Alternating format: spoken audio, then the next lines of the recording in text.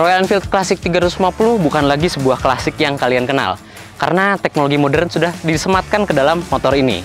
So, gue Bagas Satrio dan inilah Autonet Max.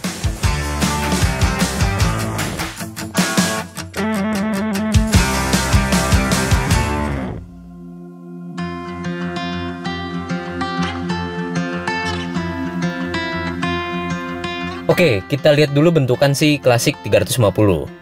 Ini aura motor pasca Perang Dunia Kedua masih terpancar kuat nih. Klasiknya masih dapet. Sekarang coba kita lihat detailnya. Dari pemilihan warna cat, grafisnya, emblem Royal Enfield, spion, positioning lamp, sampai ke perlampuan serba bulat nih yang semuanya masih halogen. Kesan klasiknya malah makin dapet.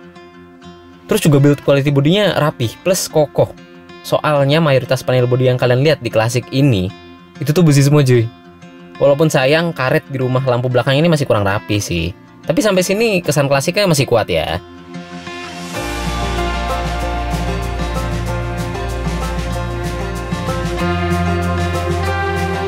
Apakah kesan klasiknya masih terasa di bagian kaki-kaki? Coba kita lihat. Suspensi teleskopik bagian depan sekarang berukuran 41 mm. Lebih besar dibanding klasik terdahulu. Ukuran velg depannya sendiri 19 inci dengan profil ban 100/90. Pada bagian belakang, suspensi twin tube dengan preload 6 step memeluk velg berukuran 18 inci dibalut profil 120/80. Suspensi kepunyaan Meteor nih, nggak neko-neko, yang penting fungsional. Velg juga masih jari-jari, jadi aura klasiknya masih dapet banget. Cuman, coba aja ban belakang lebih lebar lagi ya profilnya. Terus yang varian dark nih juga beda, velgnya malah pakai casting wheels, jadi malah pudar kesan klasiknya. Sampai titik ini Classic 350 sesuai sama namanya. Tapi coba kita lihat panel meternya. Untuk panel meternya sendiri, Classic 350 sudah menggunakan format digital. Walaupun memang analognya ya masih di speedometer ya. Tapi di bawahnya kita sudah ada dapat indikator nih bensin. Jadi nggak perlu buka-buka tangki lagi. Nah, sementara untuk infonya dia sama tombolnya sama kayak Meteor 350, ada di stang. Jadi dia ada odometer, ada trip 1, trip 2, sama jam. Sayangnya itu aja, nggak ada gear indikator kayak di Meteor 350. Terus ini harusnya jadi tempat untuk tripper. Tapi mungkin Royal Enfield ingin menguatkan kesan klasik. Jadi ya ditempatkan emblem Royal Enfield Classic 350 saja untuk apa ya, biar nggak timpang ya istilahnya, biar nggak terlalu modern.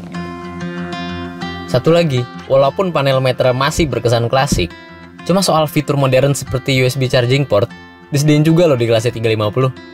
Nih, tersembunyi di balik handle kopling. Nah, untuk tombol-tombolnya sendiri dia dial ya, yang pass beam sama engine start. Persis banget sama Meteor 350, tapi build quality-nya lebih baik nih di sini. Potongan plastiknya tuh rata.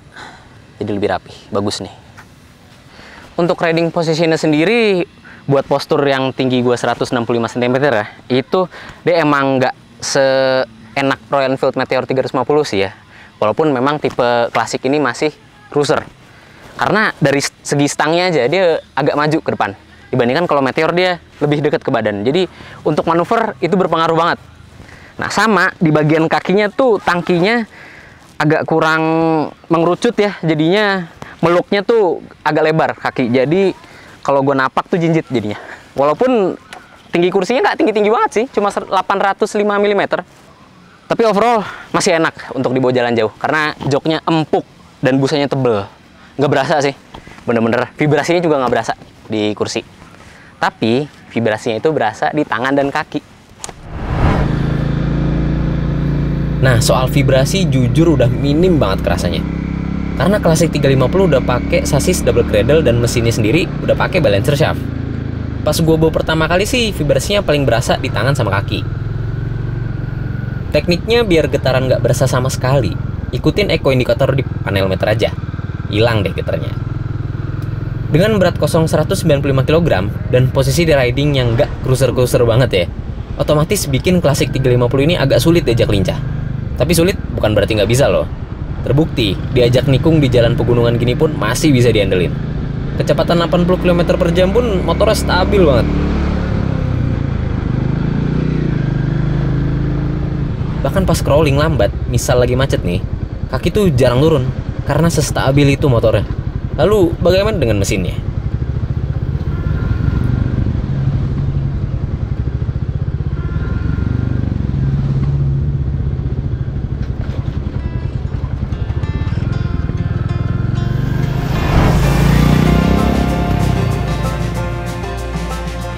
Untuk mesinnya sendiri dia persis banget kubikasinya sama Meteor 350.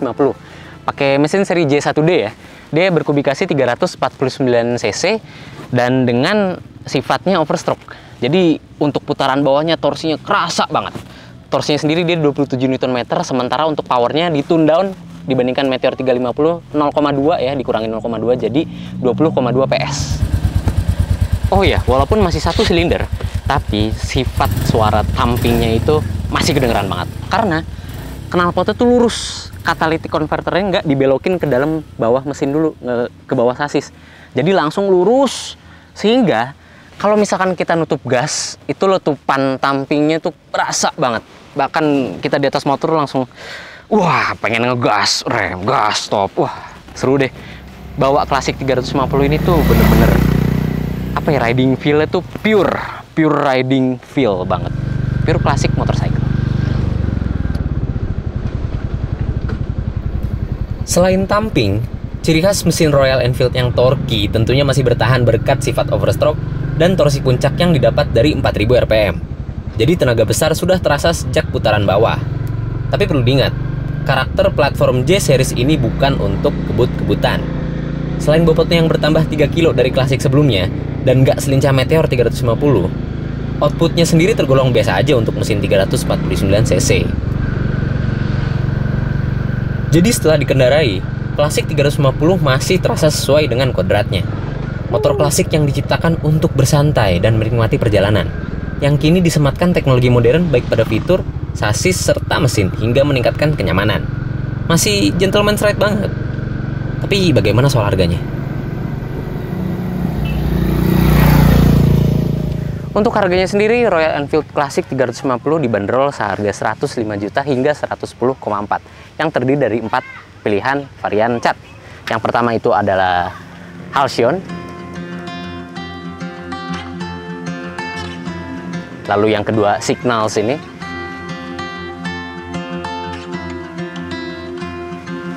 Dan yang ketiga itu Dark. Lalu yang terakhir ada Classic yang mentereng banget catnya. Dia terdiri dari chrome ya. Kalau yang Signal ini bedanya cuma dia nggak ada apa knipadnya ya, nggak ada padnya di sini. Sama kalau yang untuk Dark, dia velgnya bukan jari-jari, sayang banget. Dia velg ke casting wheel, jadi kesan klasik itu kurang kuat. Ini sih yang paling apa ya, motor post war banget menurut gue. Karena gue naik ini kayak berasa Captain America, bener-bener keren gitu.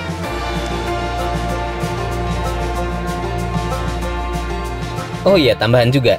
Topi pet lampu utama cuma ada di varian Halcyon, Dark, sama Chrome aja ya. Untuk yang versi Signals ini cuma frame di lampu headlights-nya aja yang di mate.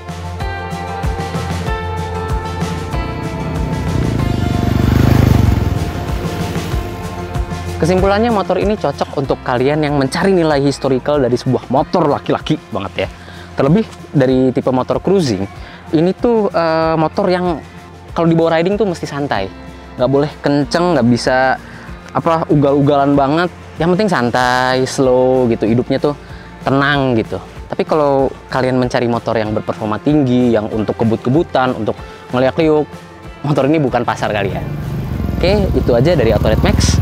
Kalau kalian belum subscribe, tekan loncengnya, dan jangan lupa untuk cek media sosial kita, Instagram, TikTok, dan juga website Autonet Max. So, gue Bagas Satrio, sampai jumpa di video selanjutnya.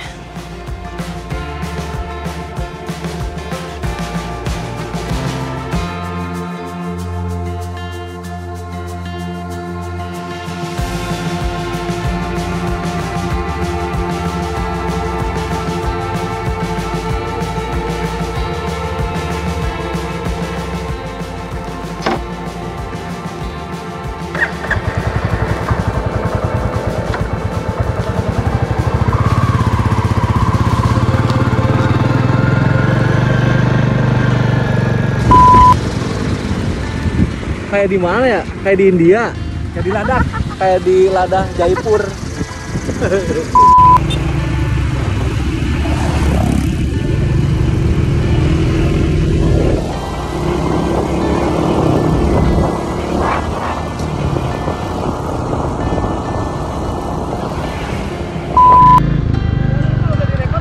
Udah, gue tekan kok, gue tekan. Masih jauh kan?